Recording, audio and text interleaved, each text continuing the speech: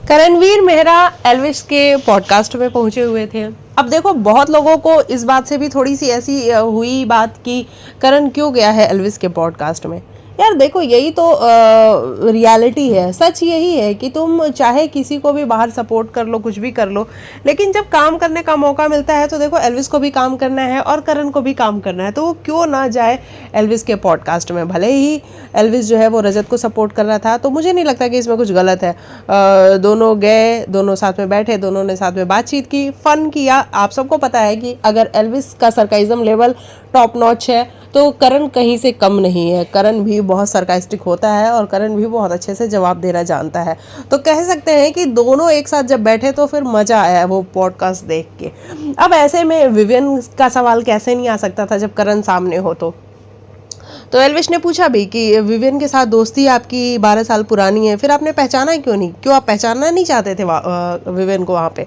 उसने कहा कि हाँ, मैं नहीं पहचानना चाहता था क्योंकि मैंने उससे उधार ले रखा था और 350 रुपये मैंने उधार ले रखे थे और मुझे डर लग रहा था कि अगर मैं पहचान जाऊँगा तो वो कहेगा यार सूद समेत तेरे तो 415 रुपये हो गए, तो मैं इसीलिए नहीं पहचानना चाह रहा था यार, मुझे देने पड़ जाएंगे।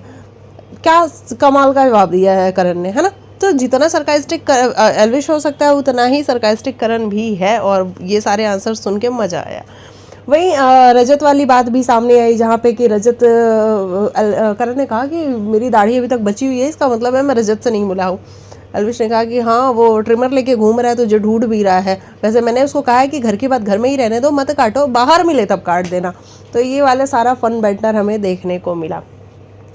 और तो इसी तरीके से मतलब विवियन वाली जो दोस्ती का बार बार हवाला दिया जाता है, विवियन की दोस्ती, तो देखो विवियन ने भी कहीं से छोड़ा नहीं है करण की दोस्ती को तोड़ने में।